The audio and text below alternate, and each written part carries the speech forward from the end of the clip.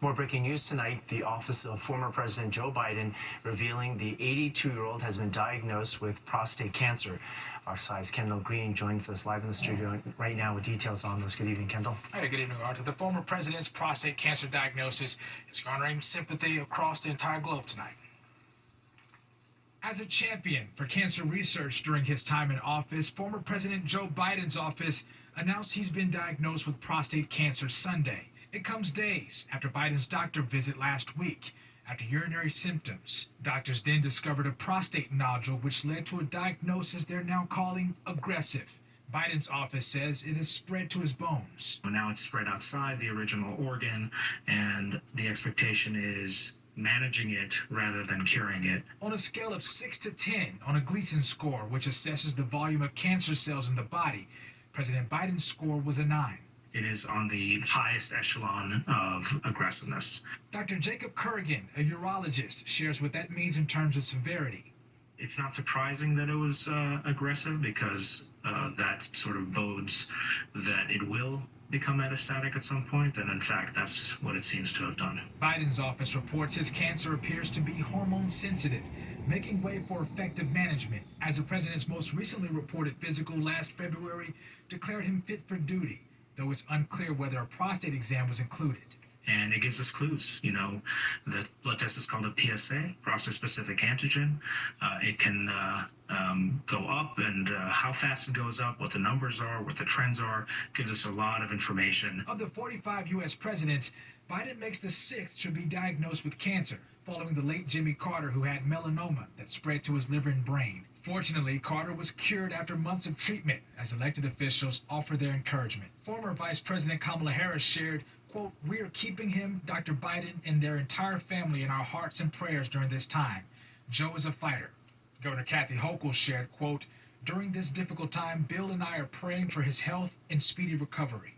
President Trump also wishing the former president well.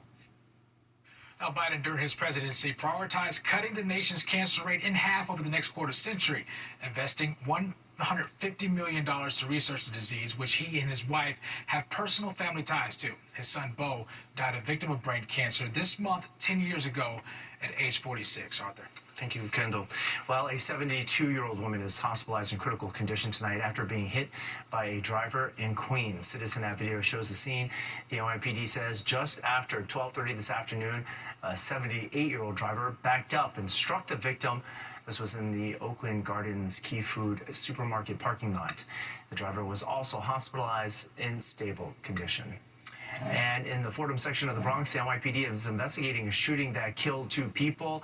Citizen App video also captured the scene there. Investigators say a 57-year-old man and a 34-year-old woman were shot and killed at East 188th Street and Marion Avenue. So far, no word on the circumstances that led up to the gunfire. Pope Leo XIV held his inaugural Mass this morning. During his homily, the Pope urged for the rejection of division and hatred. He emphasized the need to build a church that values diversity and serves the poor and marginalized. He also prayed for and spoke about the tragedies in Gaza, Myanmar, and Ukraine. Government officials, royal figures, and other dignitaries attended this Mass, including Vice President J.D. Vance, Secretary of State Marco Rubio, and the President of Ukraine.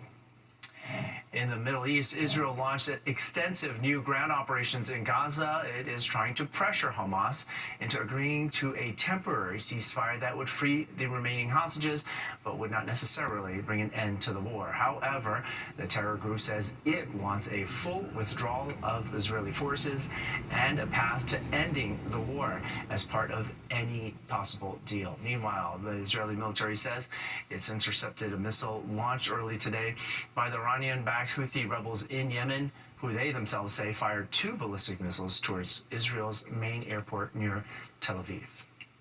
Song and dance filling Fifth Avenue. We're going to be back and explaining the mixed emotions at the annual Israel Day Parade. Plus, it is a sign of summer. The parade of ships and the roar of the Thunderbirds about to invade the tri-state area this week.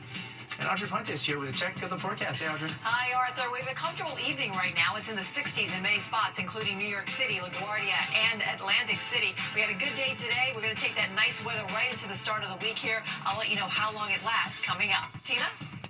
Hi, Audrey. Well, tonight on Sports. The annual Israel Day Parade took over Fifth Avenue today, but the celebration comes at a time where many thoughts are heavy with what is happening in the Middle East. This year's event made all the more special with released hostages taking part in the festivities. Fifth Avenue was transformed into a sea of white and blue Sunday afternoon, with flags flying high to the sounds of cheers and chants. Welcome to Israel Day on Fifth! With throngs of crowds attending Israel Day on 5th under the watchful eye of a heavy police presence. Marching bands provided the spirit of the crowd a boost, but mixed emotions filled the parade with hostages yet to be freed. The theme of today's parade is Hatikva, the hope. Keith Siegel was in captivity for hundreds and hundreds of days. His being here today represents the fulfillment of many of our prayers. We're here to make sure that every single hostage is returned home with their family. Few here embody the conflicting emotions of this day, like Lachey Lavi, here to soak in some hope to somehow remain positive while her husband, captured by Hamas during the brutal October 7th attack, is still being held prisoner. Omri is going to come back and he's going to hear again the word Daddy. Lavi says she yearns for the day her heart can be whole again. We have two young daughters, Ronnie, she's 4 years old, and Alma, she's 3 years old, and I'm really waiting for their father. Lavi's not alone in her struggle, as her plight is on the mind of Jewish people, regardless of which generation. I'm very proud to be standing with all the thousands of New Yorkers and New Jerseyites and Connecticut people and everybody else comes from all over the country to march in this parade. I'm so proud to be here today, not only as a Jew, but with my school. I feel so proud of who I am and of Israel. It was a beautiful weekend, as you saw there, but is it time to pull out the umbrellas again? On the other side of this break, Audrey Puente has a check on the forecast.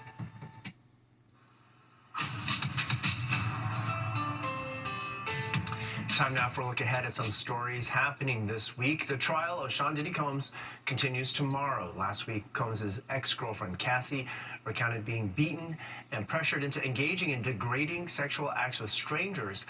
The prosecution says it expects to finish its side of the case within 6 weeks. Then it will be the defense's turn.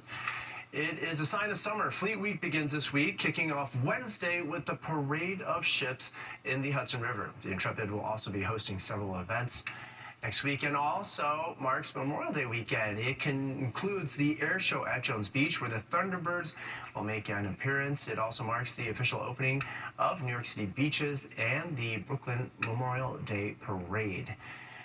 The long-awaited Queensboro Bridge pedestrian lane is now finally open. The city's DOT Commissioner, Ydanis Rodriguez, among the first to use the new lane today. Officials say it more than doubles the amount of space on the bridge used by pedestrians between Queens and Midtown.